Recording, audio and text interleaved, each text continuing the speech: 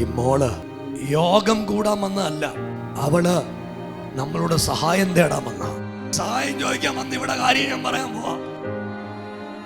നീ ഒരു വലിയ രോഗവും കൊണ്ടാ ഇവിടെ വന്നേക്കുന്നു. നീ ചാകുകയല്ല,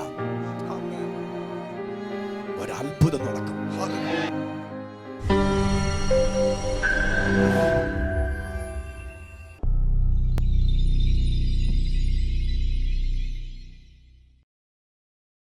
മോളെ, നീ എഴുന്നേറ്റ് നിൽക്കും. അനിതേ, നീ ഒരു വലിയ രോഗവും കൊണ്ടാ ഇവിടെ വന്നേക്കുന്നു. ഒത്തിരി ഹോസ്പിറ്റലിൽ പോയി, ഒന്നും നടന്നില്ല. സത്യ, ഇന്ന് രാവിലെ യേശു നിന്നെ സൗഖ്യമാക്കാൻ പോവാ. നിന്റെ ശരീരം ഒരു വിടുതലായി മാറും. അവിടെ ദൈവത്തിന്റെ ശക്തി വ്യാപരിക്കുക. ഇന്ന് രാവിലെ ആ കെട്ടുദൈവം പൊട്ടിച്ചു കളയാൻ പോവാ. ഇന്ന് രാവിലെ ദൈവത്തിന്റെ നാമത്തിന്റെ ശക്തി നിന്റെ നടുവിൽ വെളിപ്പെടാൻ പോവാ. മോളെ, നീ ചാകുകയല്ല, ഒരത്ഭുതം നടക്കും. ഇന്ന് രാവിലെ ദൈവം നിന്റെ സ്ഥിതിക്ക് ഒരു മാറ്റം തരും. ഇന്ന് രാവിലെ നിന്റെ ഇന്റേണൽ ഓർഗൻസിനെ ദൈവം സൗഖ്യമാക്കാൻ പോവാ. കൈ അടിച്ചു വിളിക്കാൻ പറ്റും എല്ലാവരും കൂടെ. യേശുവേ എന്നൊന്ന് വിളിക്കാൻ പറ്റുമെങ്കിൽ ആധരം ഒന്ന് തുറന്ന് യേശുവേ എന്നൊന്ന് വിളിച്ച്. ഡോക്ടർമാര് പറഞ്ഞ ക്യാൻസർ ആണ്. പ്രിയരെ, ഈ മോള് ഇവിടെ ആരാധനയ്ക്ക് വന്ന് നിൽക്കുമ്പോ ദൈവം എന്നെ കാണിച്ചൊരു വെളിപ്പാടിങ്ങനെ. ഇവിടെ ആന്തരിക അവയവത്തിൽ ക്യാൻസറിന്റെ ലാസ്റ്റ് സ്റ്റേജാ. ഇന്ന് യേശു അവളെ സൗഖ്യമാക്കും.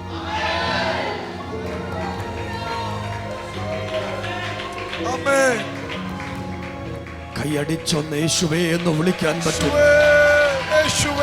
എല്ലാരും കൂടെ യേശുവേ എന്നൊന്ന് വിളിച്ച്. ഈ സഹോദരി ഇവിടെ യോഗം കൂടാൻ വന്നതല്ല, ആണോ? അല്ല, അല്ല, അവള് യോഗം കൂടാൻ ഇവിടെ വന്നല്ല. അല്ല, അവള് നമ്മളോട് സഹായം തേടാൻ വന്ന. പെന്തിക്കോസ്തുകാരുടെ പ്രാർത്ഥന അറ്റൻഡ് ചെയ്യാൻ വന്നല്ല.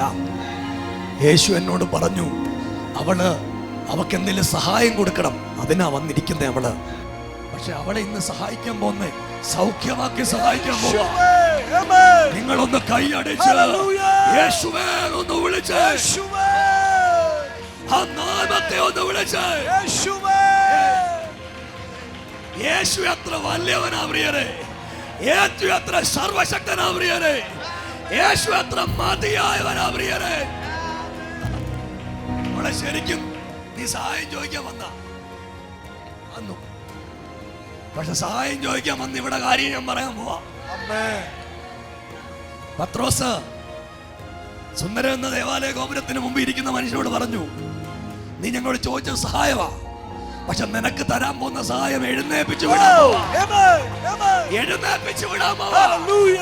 എഴുന്നേപ്പിച്ചു വിടാൻ പോവാ. കട്ടപ്പനയിൽ പുതിയ നിയമം ആവർത്തിക്കപ്പെടുക. സന്തോഷമുള്ളവർ എഴുന്നേറ്റ് നിന്ന്, സന്തോഷമുള്ളവർ എഴുന്നേറ്റ് നിന്ന് കൈയൊന്നടിച്ച്, എഴുന്നേറ്റ് നിന്ന് കൈയൊന്നടിച്ച് യേശുവേ എന്നൊന്ന് വിളിച്ച്.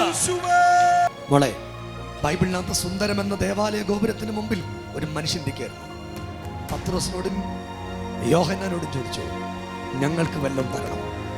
നീ അതുപോലെ വെള്ളം തരണമെന്ന് പറയാൻ വന്ന അല്ലേ? പക്ഷെ ഞങ്ങൾ ഇന്ന് രാവിലെ നിനക്ക് തന്നുവിടാൻ പോന്നേ ഒരു സൗഖ്യം തന്നുവിടാം. പ്രിയരെ, കട്ടപ്പനയിൽ യേശു വന്നിട്ടുണ്ട്. കട്ടപ്പനയിൽ യേശു വന്നിട്ടുണ്ട്. വിമർശകരെ, കട്ടപ്പനയിൽ യേശു വന്നിട്ടുണ്ട്.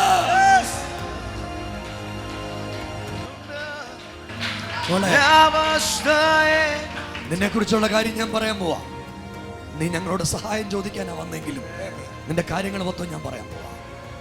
നീ കല്യാണം കഴിച്ച് നിനക്ക് 3 പിള്ളേരുണ്ട്. നിന്റെ ഭർത്താവ് നിന്നെ ഇട്ടിട്ട് പോയി. 13 വർഷം കഴിഞ്ഞു നിന്നെ ഇട്ടിട്ട് പോയിട്ട്. ജീവിക്കാൻ ഒരു നിവൃത്തിയില്ല. കുഞ്ഞുങ്ങളെ കൊന്ന ചത്ത് കളയണമെന്ന് 1000 പ്രാവശ്യം നീ വിചാരിച്ച സത്യ ആണ്. കർത്താവ് എന്നോട് പറയാ, നിന്റെ കുഞ്ഞുങ്ങളെ ദൈവം ഉയർത്താൻ പോവാ. നിന്റെ കുഞ്ഞുങ്ങൾ അനുഗ്രഹിക്കപ്പെടാൻ പോവാ. ഇന്ന് രാവിലെ നിന്റെ ശരീരത്തിൽ നിന്ന് ക്യാൻസർ എന്ന മഹാവ്യാധിയെ എന്റെ ദൈവം സൗഖ്യമാക്കാൻ പോവാ. എന്റെ ദൈവം സൗഖ്യമാക്കുന്ന ദൈവം, എന്റെ ദൈവം സൗഖ്യമാക്കുന്ന ദൈവം, ഞാൻ നിന്നെ സൗഖ്യമാക്കുന്ന ദൈവം. എന്നോട് ദൈവം പറയുന്ന വാക്കിങ്ങനെയാണ്, നിനക്ക് ആഹാരം കഴിക്കാൻ പറ്റില്ല, വെള്ളം പോലെ കുടിക്കാൻ പറ്റത്തുള്ളൂ. എന്നോട് ദൈവം പറയുക, നീ ഇന്ന് വീട്ടിൽ പോയിട്ട് ഫുഡ് കഴിക്കാം. അടുത്ത മാസം ജനുവരി ഞങ്ങൾ ഇവിടെ വരും. നിന്റെ പിള്ളാരെ കൊണ്ട് നീ ഇവിടെ വരും. നീ ഇനി ക്യാൻസറിനെ ചികിത്സിക്കത്തില്ല. ടെസ്റ്റ് ചെയ്യുമ്പോൾ നിനക്ക് ശരീരത്തിൽ ക്യാൻസർ ഉണ്ടാകില്ല. നിന്റെ തലമുറകളെ ദൈവം ആദരിക്കും. ദേശത്തു നിന്നെ തകർത്തുകളയാൻ വ്യാപരിച്ച ആവിധാന ശക്തി ഇന്ന് രാവിലെ പൊട്ടിപ്പോകും.